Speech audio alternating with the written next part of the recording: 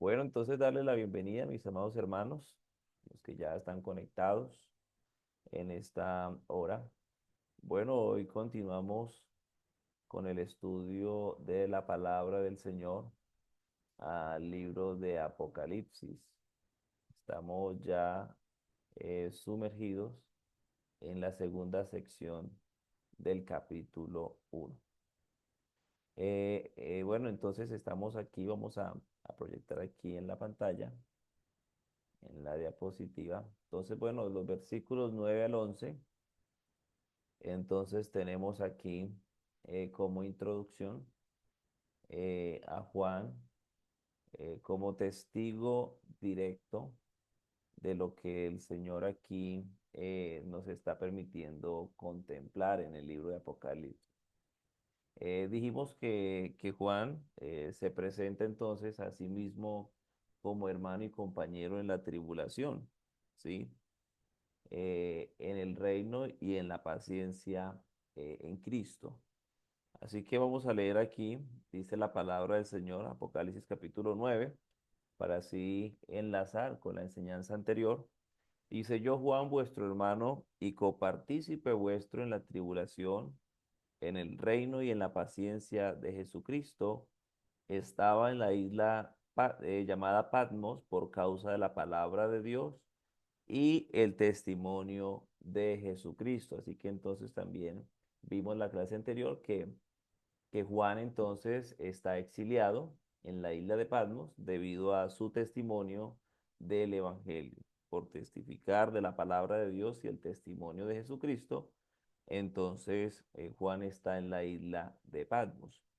Dice el versículo 10, yo estaba en el Espíritu en el día del Señor y oí detrás de mí una gran voz como de trompeta que decía, yo soy el Alfa y la Omega, el primero y el último.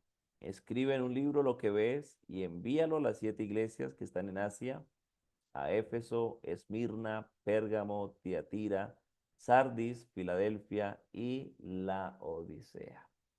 Así que vamos a pararnos un momento en el versículo 10 porque el versículo 10 nos muestra algunas cosas muy interesantes. Juan dice aquí que él estaba en el Espíritu, dice, yo estaba en el Espíritu en el día del Señor, ¿sí? O sea que tenemos una expresión que Juan entonces expresa y dice, yo estaba en el Espíritu en el día del Señor. Juan dice entonces que él estaba en el Espíritu. Según lo que vivió Juan, estar en el Espíritu entonces implica un estado de profunda conexión y profunda comunión con el Espíritu Santo, ¿sí? En el cual entonces se recibe una revelación directa, porque aquí Juan está recibiendo una revelación directa de Dios, ¿sí? Por eso el primer versículo inicia la revelación de Jesucristo que Dios le dio, porque es una revelación directa que está recibiendo Juan de Dios y esa revelación la está recibiendo entonces en un estado que Juan está aquí expresándolo y ese estado es de profunda comunión y conexión con el Espíritu Santo. Eso que Juan entonces está viviendo aquí en la isla de Patmos es lo que vivió Pedro cuando estaba ayunando, ¿sí? Acuérdese que Pedro estaba ayunando y entonces él tuvo un éxtasis, dice la palabra del Señor. También Pablo, lo que vivió Pablo cuando entonces él expresó y dijo, conozco un hombre, si en el cuerpo no lo sé, si fuera el cuerpo no lo sé, que subió hasta el tercer cielo y Pablo dice que vio cosas maravillosas, inefables, que no le es permitido al hombre expresar, ¿sí? Así que lo que Pablo vio no le fue permitido anunciarlo. Y lo que está viviendo Juan aquí en Patmos, a eso también se le conoce como un éxtasis, ¿sí? Un éxtasis es una manifestación, y si usted lo puede anotar, téngalo ahí en sus apuntes porque es muy importante. Un éxtasis es una manifestación gloriosa de Dios, ¿sí? Es una revelación divina a un ser humano. Porque recuerde que aquí Juan es un hombre de carne y huesos, como usted y como yo, ¿cierto? Entonces es una revelación divina a un ser humano para que ese ser humano entonces entienda, escuche muy bien, capte el léxico y el idioma y entienda las cosas de ese éxtasis, ¿sí? Y se las pueda explicar a los humanos. O sea que mire la capacidad que aquí el Señor le está dando a Juan, ¿sí? Porque entonces dijimos que un éxtasis es una manifestación gloriosa de Dios en una revelación divina a un ser humano para que ese ser humano entonces entienda, capte el léxico y el idioma entonces de ese éxtasis, de esa visión, y entonces entienda las cosas que se están mostrando o viviendo en ese estado, en el espíritu, y se las pueda explicar a los seres humanos. Eso es un éxtasis, ¿sí? Eso fue lo que vivió Pedro allí cuando estaba ayunando, que se le bajó un lienzo con animales allí, el Señor le dio la orden de que matara y comiera. Eso fue lo que vivió también Pablo, ¿cierto? Entonces el único que vio cosas que no se le dio facultad de expresar fue a Pablo, ¿sí? Cuando él vivió la experiencia sobrenatural, a Pablo no se le fue permitido expresar.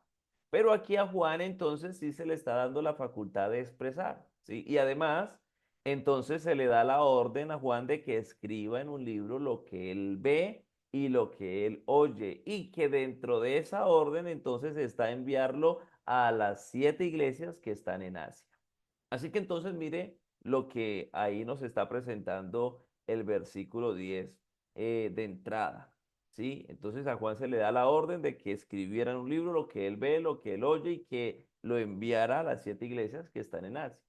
En todo lo que Juan vivió y contempló, solo en un momento, escuche muy bien, se le dio la orden de que no escribiera, ¿sí? Solo en un momento de la revelación que él está recibiendo aquí en Patmos, solamente hubo un momento que a Juan se le dio la orden que no escribiera, porque Juan entendió lo que él escuchó, ¿sí? Y él fue a escribirlo.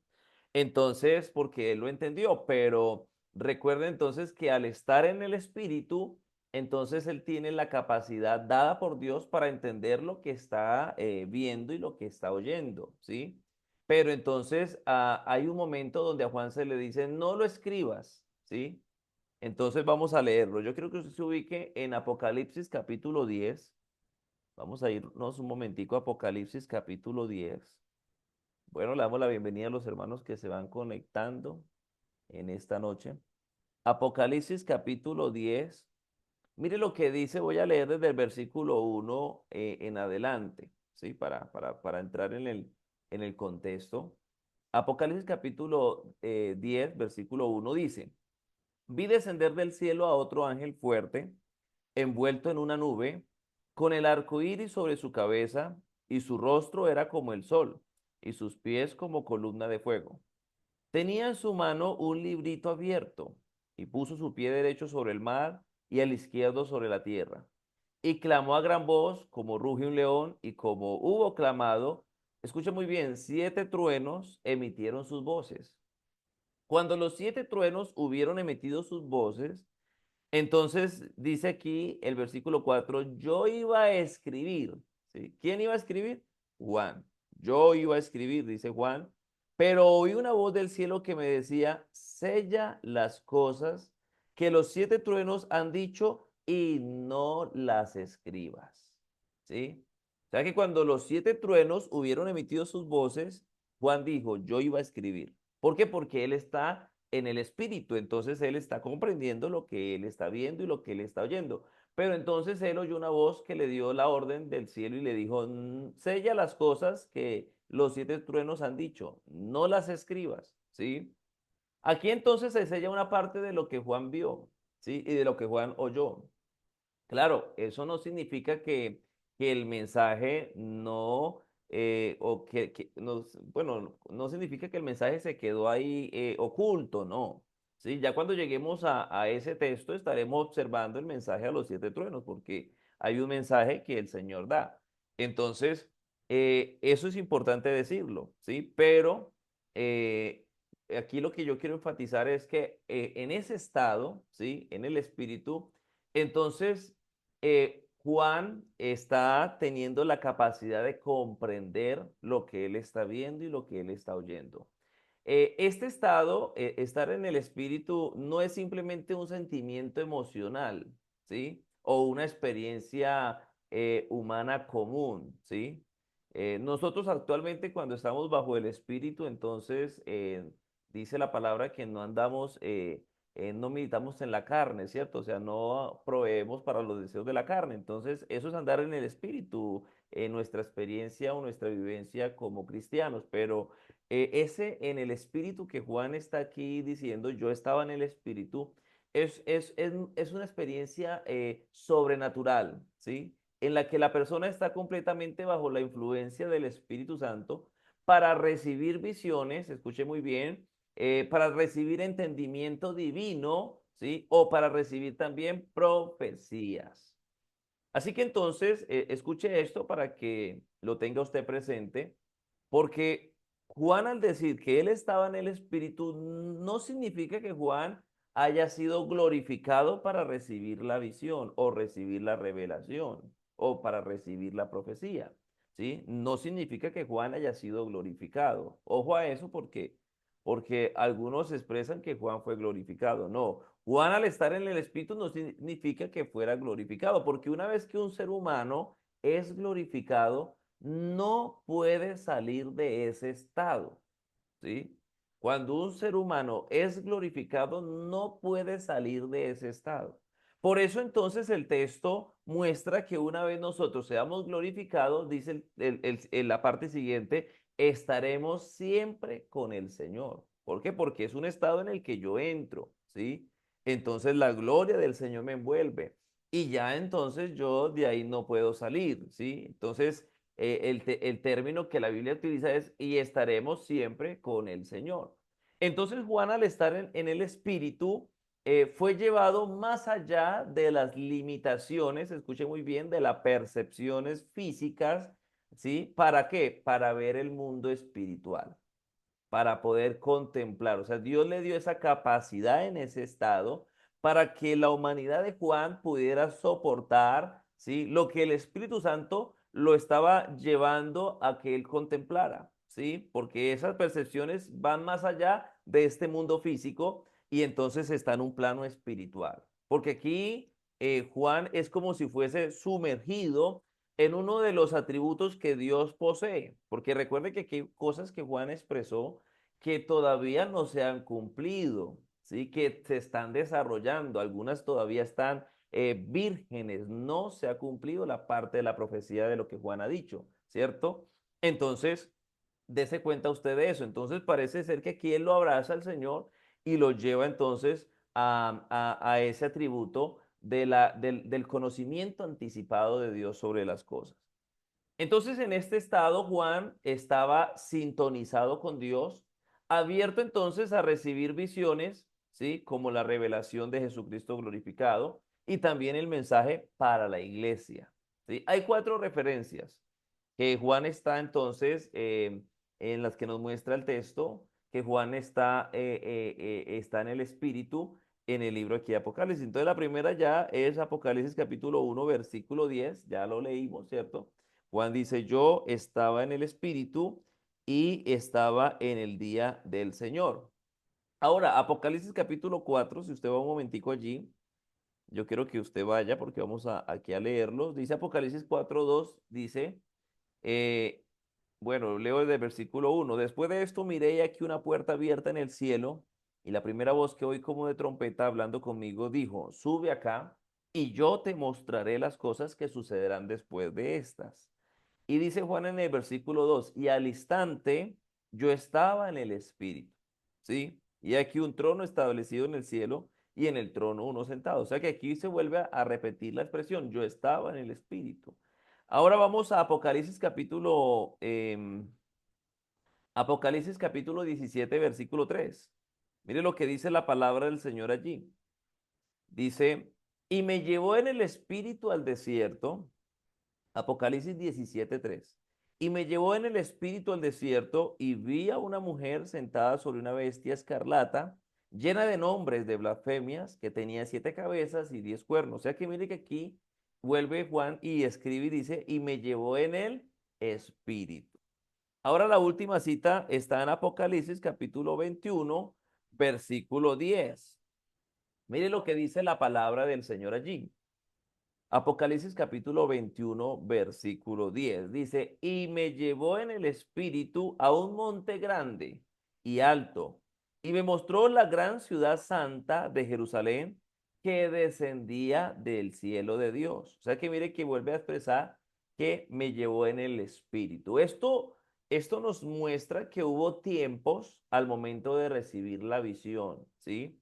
Y él confirma entonces la experiencia sobrenatural, ¿sí? Entonces al decir, y me llevó en el espíritu y al instante estaba en el espíritu, yo estaba en el espíritu en el día del Señor. Entonces allí está confirmando la experiencia sobrenatural que Juan está viviendo, en la que él recibe entonces la revelación, ¿sí? Porque así que la visión tomó por sorpresa a Juan. Si usted se da cuenta que Juan llega a la isla de Patmos, él no sabía, no había un anuncio previo que le hubiera dicho, mire Juan, usted va a recibir en la isla de Patmos una visión. No, Juan llega a la isla de Patmos, él dice que por causa del testimonio, ¿cierto? De la palabra de Dios y el testimonio de Jesucristo, él llega a la isla de Patmos allí, entonces lo dejan allí en esa isla, dijimos que iba con muchos más cristianos, esa isla tenía un aspecto muy rocoso, em, era una isla que nadie quería habitarla. Entonces tenía algunas características que no son llamativas. Así que Juan llega allí, pero a Juan lo toma por sorpresa, ¿sí? La visión. Y el texto nos expresa que Juan estaba en el espíritu y mire la expresión siguiente, en el versículo 10 dice, en el día del Señor. ¿Sí? O sea que esto nos permite ver que Juan no eligió el día. El Señor decidió darle la visión en su día. Porque Juan dice, yo estaba en el Espíritu, pero él estaba en el Espíritu en un día específico y dice, en el día del Señor. Es importante entonces decir que en la Biblia el día del Señor apunta a un periodo específico, ¿sí? De la humanidad.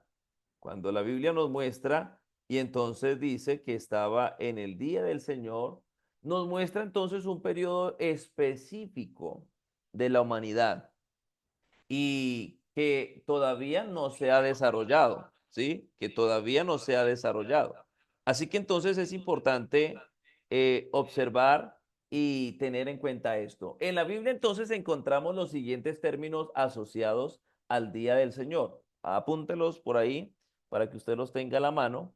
Entonces tenemos estos términos asociados. Está entonces el día de Jehová, ¿sí? El día de la ira del Dios Todopoderoso, el día de la angustia para Jacob, la hora de la prueba, el día de angustia, el día de lloro, el día de tinieblas, el día de venganza, el día, bueno, todos esos nombres hacen referencia al día del Señor. Vuelvo a repetirlos para que usted los pueda notar. Entonces, el día de Jehová, el día de la ira del Dios Todopoderoso, el día de la angustia para Jacob, la hora de la prueba, el día de angustia, el día de lloro, el día de tinieblas, el día de la venganza. Así que entonces, estos son expresiones que tanto en el Antiguo como en el Nuevo Testamento entonces se refieren al periodo de tiempo denominado la Gran Tribulación. ¿Sí? A ver algunos pasajes ahí en el libro de Primera de Tesalonicenses. Yo quiero que usted abra su Biblia, la tenga ahí a la mano, porque en Primera de Tesalonicenses, capítulo 5, ¿sí? Primera de Tesalonicenses, capítulo 5, versículo 2. Bueno, leamos desde el versículo 1 en adelante. Usted allí con su Biblia para que pueda eh, dar testimonio de lo que la palabra del Señor dice. Dice así, pero acerca de los tiempos, Primera de Tesalonicenses capítulo 5 versículo 1, Pero acerca de los tiempos y de las ocasiones, no tenéis necesidad, hermanos, de que yo os escriba. Versículo 2. Porque vosotros sabéis perfectamente que el día del Señor vendrá así como ladrón en la noche. ¿Sí? O sea que el día del Señor vendrá, dice aquí, como ladrón en la noche. Que cuando digan paz y seguridad, entonces vendrá sobre ellos destrucción repentina. ¿Sí? Y como los dolores a la mujer encinta, y no escaparán. Mas vosotros, hermanos, no estáis en tinieblas para que aquel día os sorprenda como ladrón, ¿sí? Así que entonces mire que aquí en Tesalonicenses nos muestra entonces una característica de ese día. Segunda de Pedro, capítulo 3 versículo 10 dice, pero el día del Señor vendrá como ladrón en la noche, en el cual los cielos pasarán con gran estruendo y los elementos ardiendo serán deshechos, y la tierra y las obras que en ella hay serán quemadas. Y también, bueno, aquí en Corintios también tengo otra cita. em, en Primera de Corintios, capítulo 5 versículo 5 dice, em, bueno, se me escapa, no, esa cita no era. Bueno, se me escapa la otra cita que tenía en Corintios. Así que es importante mirar que el día del Señor está haciendo referencia a algo específico. Yo quiero que usted me confirme si me están escuchando bien, que aquí me dice la hermana Luz Dari que se escucha entrecortado. Yo quiero que me confirmen si me están escuchando bien en en esta hora, para así tener confianza y poder continuar con la enseñanza. Ahí me pueden escribir en el chat si me están escuchando bien. Yo quiero que alguien de pronto de los que están me confirme en esta hora.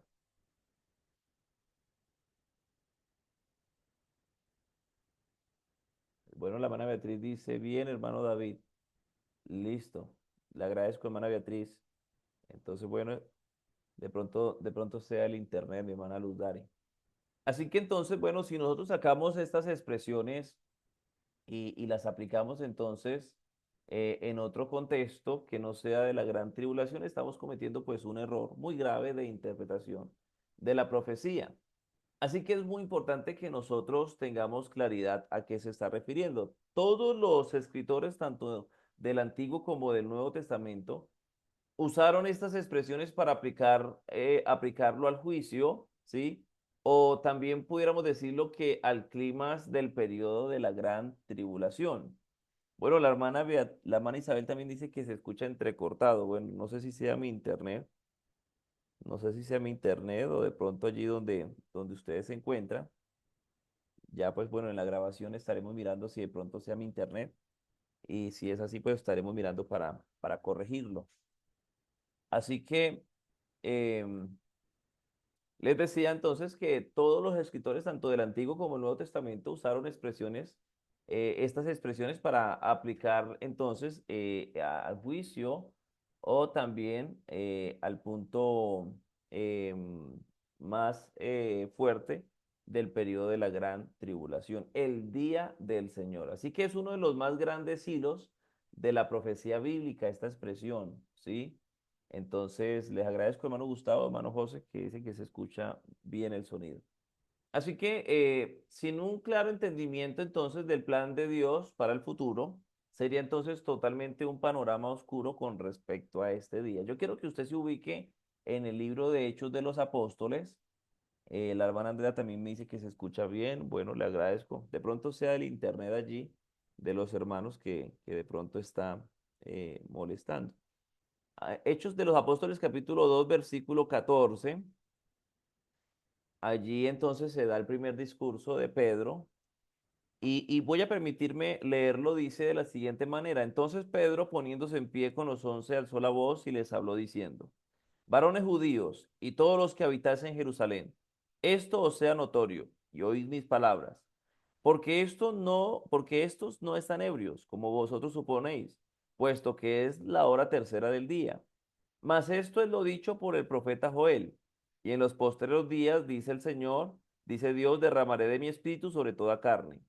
y vuestros hijos y vuestras hijas profetizarán. Vuestros jóvenes verán visiones y vuestros ancianos soñarán sueños. Y de cierto, sobre mis siervos y sobre mis siervas en aquellos días derramaré de mi espíritu y profetizarán. Y daré prodigios arriba en el cielo y señales abajo en la tierra, sangre y fuego y vapor de humo. El sol se convertirá en tinieblas y la luna en sangre antes, escuche muy bien, que venga el día del Señor grande y manifiesto.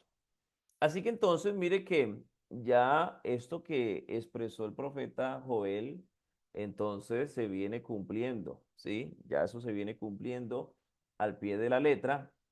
Y entonces aquí nos damos cuenta entonces que el día del Señor está encapsulado en un momento específico. Por eso aquí Juan se encuentra en el día del Señor, porque recuerde que la revelación de Jesucristo encierra y apunta al día del Señor, ¿sí? Eso es importante que usted lo tenga allí, porque finalmente entonces es Él quien ejecutará lo que ha revelado y este día concluye entonces con la segunda venida de Jesucristo, ¿sí?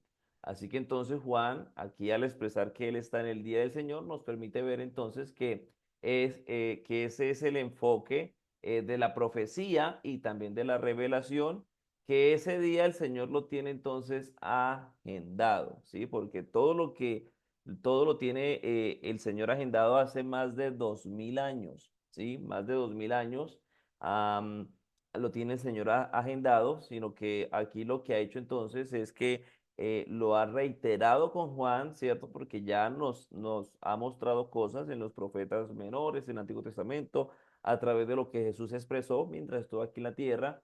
Pero aquí reitera cosas con Juan y que nos permite ver que ese día llegará y que además está cerca, ¿sí? Porque involucra a la iglesia y muestra entonces que para que ese día llegue, la iglesia tiene que ser perfeccionada y tiene que ser levantada, ¿sí? Eso para tenerlo ahí en cuenta. Para que llegue ese día, el día del Señor, la iglesia tiene que ser perfeccionada y tiene que ser levantada. Entonces, en ese estado, Juan recibió una sensibilidad a la voz de Dios, ¿sí? Porque Juan entonces nos dice que él escuchó una gran voz como de trompeta. Yo tengo aquí esta otra versión. Dice aquí la palabra del Señor en el versículo 10. Estaba yo en el Espíritu en el día del Señor y oí detrás de mí una gran voz como sonido de trompeta, ¿cierto? Que decía, entonces mire que Juan aquí es en ese estado en el Espíritu, entonces él escuchó una gran voz como de trompeta detrás de él. Esto entonces nos permite ver que Juan, estando en el Espíritu, era capaz de discernir claramente la voz de Dios y también pues de responder a ella. Entonces en este estado no solamente permitió entonces a Juan ver visiones, sino también escuchar el mensaje divino con claridad y con precisión, ¿sí? Este estado entonces no lo desconectó de lo terrenal. Escuche muy bien esto porque algunos dicen que Juan se desconectó de lo terrenal. No, este estado no lo desconectó de lo terrenal. Si usted me permite mostrarle, porque Juan nos permite ver que no se desconectó de lo terrenal. Usted se ubica rápidamente allí en Apocalipsis capítulo 13, ¿sí? En el versículo 1, Juan entonces está allí parado sobre la arena del mar, ¿sí?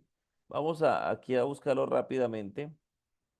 Apocalipsis 13:1. Mire que Juan dice, me paré sobre la arena del mar, ¿sí? Y vi subir del mar una bestia. Juan, ¿en dónde estaba? En una isla que rodeada de mar, ¿sí? Y en una sección de esa isla, Juan se paró y él ve hacia el mar y ve entonces en ese estado en el espíritu que no lo desconecta de lo terrenal, ve una bestia salir del mar.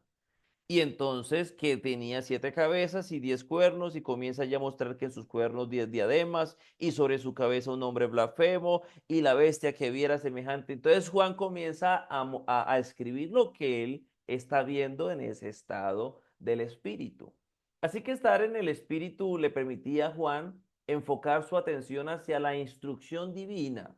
Así que Juan, una vez que él está en el espíritu, sus sentidos se agudizan para oír una voz, ¿sí? Para poder ver, para poder entonces él estar allí atento a lo que el Espíritu Santo, a lo que allí el Señor quería mostrarle a Juan y que quería que Juan escribiera y proyectara a las iglesias. Así que observe que solo hasta cuando Juan entró en ese estado es que él oye la voz, ¿sí? Porque Juan dice, yo estaba en el Espíritu y entonces en el día del Señor y cuando yo entré en ese estado, entonces oí una voz, ¿sí? Juan describe esa voz que oyó como de trompeta.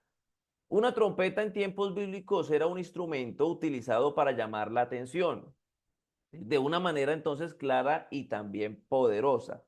La voz como de trompeta en este contexto simboliza entonces autoridad y poder, ¿sí? Por eso es importante uno darse cuenta el sonido que dice ya, ¿cierto? Que una voz como de trompeta, porque esa es una voz de autoridad y de poder. No era una voz común, ¿sí? Sino que tenía entonces allí un peso divino y también mandatorio, lo que indica entonces que quien hablaba tenía un mensaje de suma importancia, ¿sí? Para poder entonces darlo a conocer. La descripción que Juan entonces indica es que la voz que él escuchó era una voz fuerte, ¿sí? Era una voz clara y también autoritaria, ¿sí? O sea, con autoridad. En otras palabras, imposible de ignorar, porque la trompeta entonces, como símbolo, indica que lo que viene a continuación es un mensaje urgente y trascendental que no puede pasar desapercibido. O sea que el Señor está muy interesado en que la iglesia estudie Apocalipsis. ¿Por qué? Porque es un mensaje que el Señor lo entrega con urgencia, que es trascendental para la iglesia y que no puede pasar desapercibido. Así que en el Antiguo Testamento la trompeta es a menudo asociada con la manifestación de la presencia de Dios. ¿Qué fue lo que entonces allí le expresó el Señor de entrada a Juan, ¿cierto? Lo primero que Juan escucha entonces, él dice que escuchó de la voz, dijo la voz, yo soy el alfa y la omega, el primero y el último, ¿cierto? Escribe en un libro lo que ves y envíalo a las 7 iglesias que están en Asia, Éfeso, Esmirna, Pérgamo, Tiatira, Sardis, Filadelfia y Laodicea. O sea que de entrada, entonces, allí la voz como de trompeta está asociada a la manifestación de la presencia de Dios. O sea que Juan detectó que esa voz era la presencia de Dios, ¿cierto? Que esa voz irradiaba de él. Esa voz que Juan escuchó no era una voz común. En varios pasajes de la Biblia, la voz de Dios o de Jesús se presenta como algo poderoso y también transformador. Por ejemplo, en el Antiguo Testamento, entonces, la voz es a menudo asociada con eventos poderosos como el trueno o las trompetas. En Éxodo capítulo, usted conoce el caso, ¿cierto? Allí en Éxodo capítulo 19, cuando entonces, versículo 19, dice allí, Éxodo, ¿sí? Éxodo capítulo 19. Mire lo que dice aquí la palabra del Señor en el verso 16. Entonces dice, aconteció que el tercer día, cuando vino la mañana, vinieron truenos y relámpagos y espesa nube sobre el monte y sonido de bocina muy fuerte, y se estremeció todo el pueblo que estaba en el campamento. Así que entonces mire que allí comienza entonces el versículo 19, dice, el sonido de la bocina iba aumentando en extremo. Moisés hablaba y Dios le respondía con voz tronante, ¿sí? Entonces Juan dice como voz de trompeta. Entonces, imagínense, allí entonces hace referencia a la voz de Dios está asociada con eventos poderosos como truenos o las trompetas. De manera similar, la voz que escuchó entonces Juan era tan impresionante que merecía una respuesta visual, ¿sí? Y una atención completa. Por eso, Juan, al escuchar esa voz como de trompeta y al escuchar entonces decir, yo soy el alfa, el omega, el principio y el fin, entonces escribe todo lo que ves en un libro y envíalo a la iglesia que está en Asia. Entonces, Juan, al escuchar eso, él queda impactado y Juan entonces, él se dispone a voltearse para ver la voz, ¿sí? Porque Juan tuvo la oportunidad entonces allí de ver a Jesús resucitado, pero ahora entonces está viéndolo en su gloria. Porque recuerde que Jesús fue glorificado, pero no delante de los ojos de ellos, ¿sí? Muchos piensan que Jesús resucitó y fue glorificado de una vez. Si Jesús hubiese sido glorificado de una vez, Jesús hubiese destruido a más de uno. ¿Sí? Jesús no fue glorificado delante de sus ojos porque hubo una prueba que se llama la prueba de la glorificación. Esa prueba usted y yo no la vamos a vivir, porque si usted y yo la viviéramos, mejor dicho, ahí sí se pondría en riesgo nuestra glorificación. Pero es una prueba que solamente vivió Jesús, ¿sí? Bueno, yo no sé ustedes qué me dicen, si salimos un momento de la sala y volvemos a ingresar para poder, que ustedes me regalen otros 20 minuticos para poder continuar, porque ya se nos va a cortar la sala, ya nos queda menos de un minuto.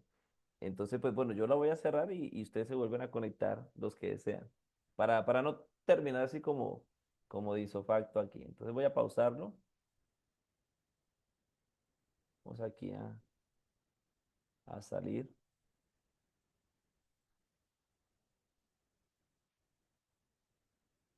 y ya regresamos.